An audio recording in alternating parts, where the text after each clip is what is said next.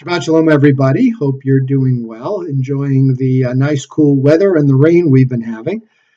You know, after Shemini Atzeret, we start praying for rain, Rashiv Haruach or Marita Gashem, right?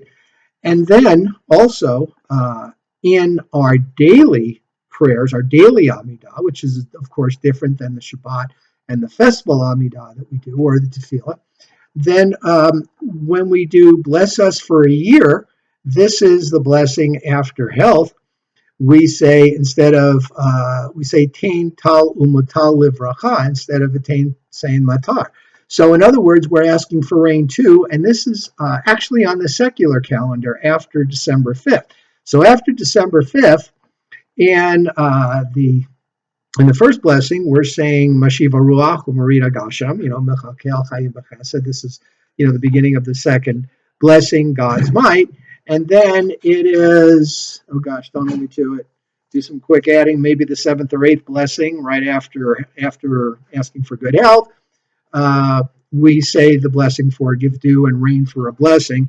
In that prayer, Barech Aleinu Hashem Eloheinu. Okay, so as you can see, it's working. Or some people say it's coincidence or whatever it is. All I know is we're getting much needed rain, okay? So let's start a new book of the Torah this week, Shemot, which means names.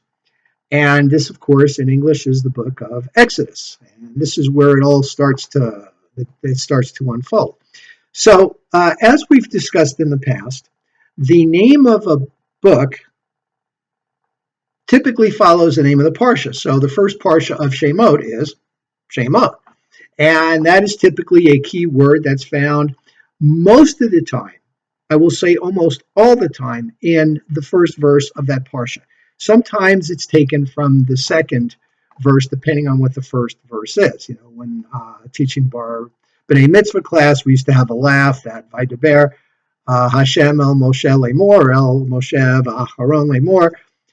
How many times in going from Exodus to through Deuteronomy does that actually Exodus, Leviticus, and Numbers does that appear? Right, a lot. So sometimes that leads a portion. How many portions would we have that said that? Right. So they take a key word. So why Shemot? Shemot means names. These are the names of the people, of those that came down from Canaan to Egypt. Now, the idea of them coming down is actually twofold. First of all, Egypt is at a lower altitude than Canaan. Canaan has hills, it's got Mount Hermon, but Egypt is very low lying. So geographically, they're going from a higher altitude to a lower altitude. Spiritually, there's another reason for that, is because the spirituality of Egypt was actually on a lower level than in Canaan. Not that the tribes that lived in Canaan were all that righteous and spiritual, but that's where Jacob and his family lived. So there was your element of spirituality there. Egypt as a whole believed in paganism. They worshipped the river, Nile. They worshipped animals. They worshipped the sun god, what is it, Ra or something. So they're very pagan, very superstitious people.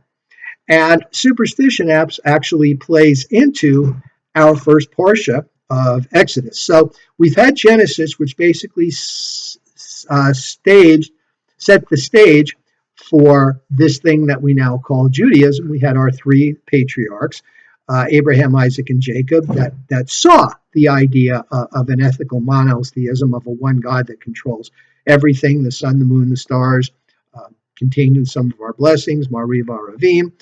You put the stars in their motion, you set the constellations, that type of thing. So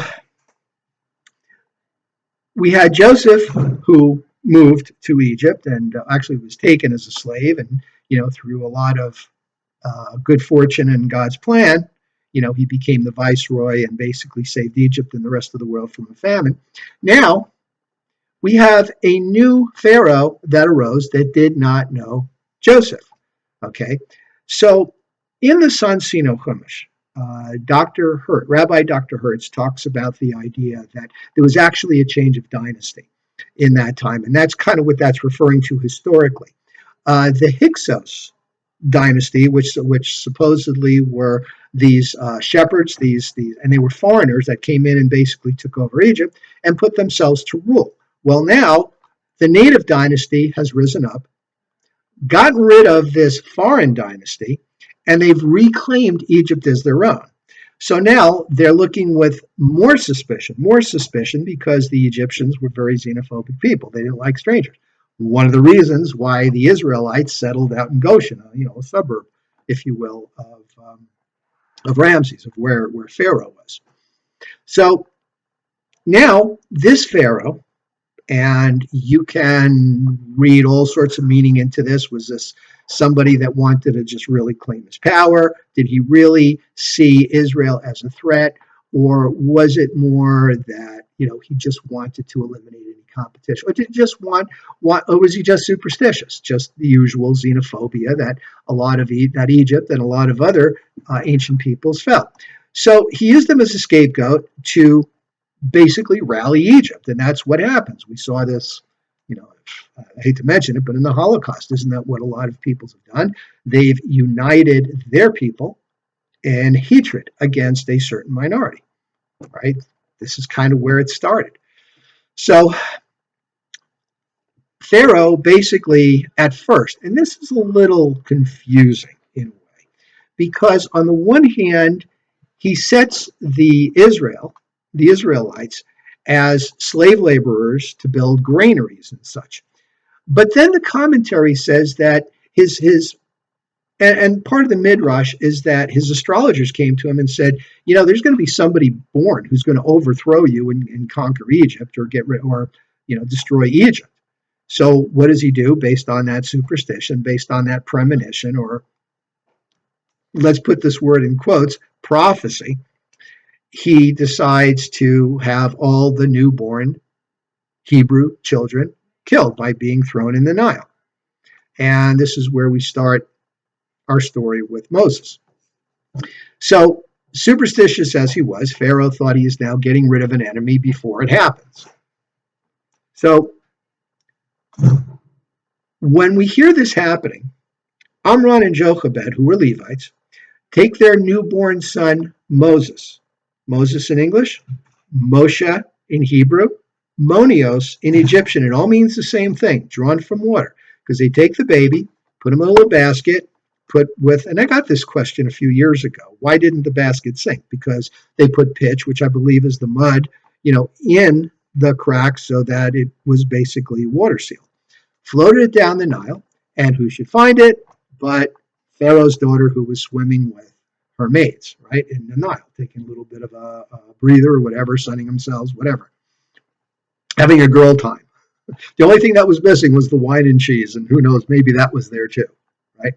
So she sees the basket, has one of her maids get it, or reaches her hand out, however you want to look at it, and brings it up, sees that it's a Hebrew child, and decides to raise it. So she has a Hebrew woman wet nurse it. And supposedly Miriam, Moses' oldest sister, was watching it just to keep track of what happened. And she came and volunteered and said, I've got somebody for you. And of course, she brought her mother, who was nursing anyway, and she weaned the child. Brings it into the court. Now, here's the big question. Here's Pharaoh wanting to destroy all the newborn Hebrew males because he's afraid that one of them is going to arise and be this mystical person that his astrologers and his wizards foresaw coming to topple the dynasty. And now there's his daughter bringing home this Hebrew child. So what does he do? This is the story we've all heard. He puts Moses, the infant Moses, or Monios, drawn from water, in front of two pans, both covered. One contains the coal. The other one contains the crown of Egypt, the royal crown of Pharaoh. And this is Midrash. Midrash is all the folklore that comes up, that talks about stuff, fills in the blanks, because the Torah is typically pretty sparse on facts. It only tells us what we need to know in order to understand the evolution of this thing we call Judaism today. But We're humans. We're curious. We want to know. So the wise men have come and they said, oh, okay, we know what happened. And where these stories came from, who knows? But it's been accepted that Pharaoh puts the infant in front of these two pans. And he figures, okay, remember, these are superstitious people. He reaches for the crown. He's a destroyer. We're going to kill him. We're going to throw him back in the river. But if he reaches for the coal, obviously, then he's not the person. And we know the story as Moses was reaching for the crown. An angel came down, guided his hand to the pan with the coal, touched the coal, got his hand really hot, put it on his tongue, and that's why he had a speech impediment. Well, this is Rabbi Stephen Epstein, who obviously does not have a speech impediment. Wishing you a good week. We will see you in services. Thank you again for listening. And of course, as always, Shabbat Shalom.